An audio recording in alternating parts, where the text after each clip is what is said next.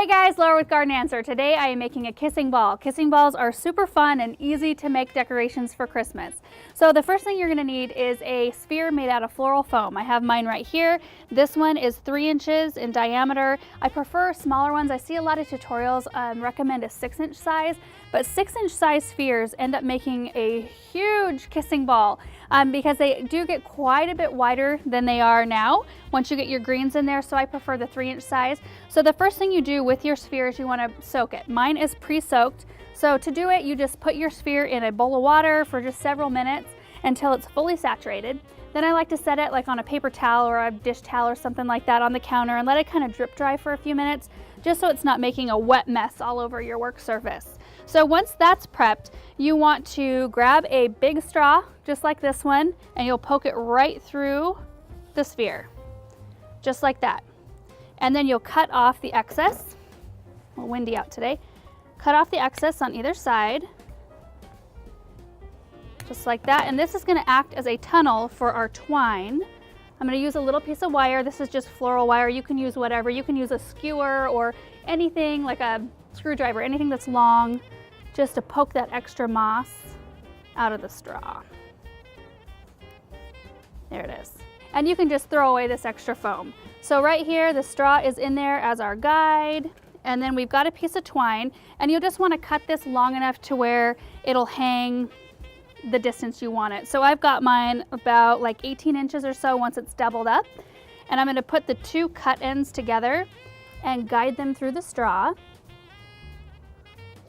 Like that. So it should look like that. And then I've got a little stick here. This is just a little piece of dogwood. You can use anything out of the garden, anything that's nice and strong. And just put it in between the 2 pieces here and then tie it off. And this will keep the string from going back up through the straw.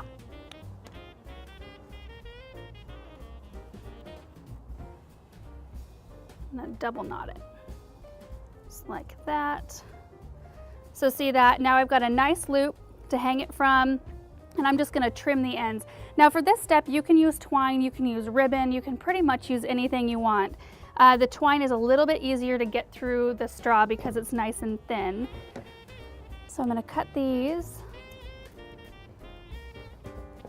Okay, so before I hang this up and get started, I want to show you how I prep my greens. So I've got a few different kinds sitting here. I've got some Polar Gold Arborvitae, which is a really nice soft gold colored foliage. I've got some Spring Green Arborvitae, nice deep green soft. I've got some Winterberry Hollies, which I haven't decided if I'm going to use these or not yet in this arrangement. They're really pretty though. I've got some pine cones. I've got some juniper, which has got some gorgeous frosty blueberries. And I've also got some blue spruce sitting here for some nice kind of thick filler. Let me show you how to prep the pine cones. It's really easy. I've got some floral wire here. I'm just going to cut a piece like maybe 12 inches long, about 12 inches. And then you take your pine cone and about halfway down the wire, you just wrap that wire around the bottom of the pine cone just like that, and then wrap the tails together.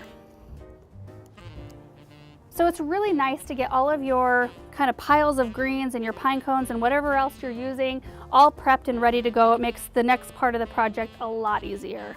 I'm gonna trim the ends here. Perfect, just like that. Okay, so now I'm gonna just hang it from the ceiling and start working on it. And it's super easy, you guys. All you do is you take little pieces of green and stick it into the foam, trying to kind of keep them the same length all the way around so you have a nice sphere when you're done. And this part we're gonna probably speed up a little bit because I'm really terrible at talking while I work, and this process does take a little bit of time.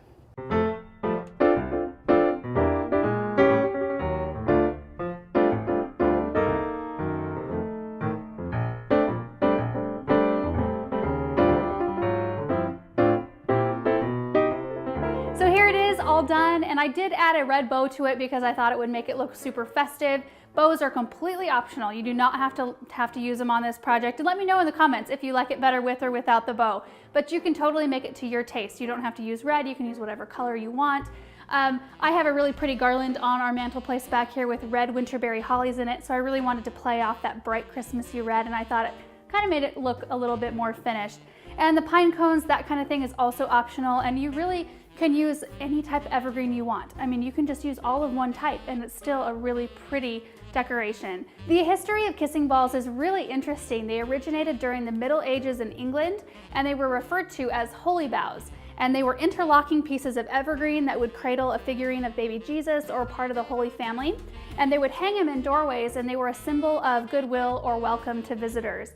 And then they went through a period of unpopularity due to the Puritans, but the Victorians brought them back. And when they did, they kind of morphed into something new, and they much more resembled what we know a kissing ball to be today, except for as the center, they would use a piece of apple or potato, and that's what they would stick their evergreens into, which kind of makes sense because apples and potatoes both have moisture in them. So I bet you that those kept the evergreens a lot more fresh for a lot longer. So not only would they use evergreens in their kissing balls, they would also use plants and herbs that symbolized something, that meant something to them. So they would use like lavender and rosemary, which symbolized devotion and loyalty. They'd also use mistletoe, which we all know today is kind of the plant that you kiss underneath. And that's what this kissing ball kind of morphed into. So, you know, single ladies would stand under there waiting for suitors. Dancers would dance underneath them so that they could steal a quick kiss. And now today, we hang them just like we would hang a bunch of mistletoe. And I don't know about you, but mistletoe does not grow where I live. It's really hard to get it. So we make do with kissing balls that look like this, and it's really quite fun because you can make it look however you want to. Super easy. It doesn't take a ton of different supplies to do it, and it's a fairly quick project. I hope you guys enjoyed seeing this video. I hope you try it out this year, and if you do, send me a picture. We'll see you in the next video. Bye.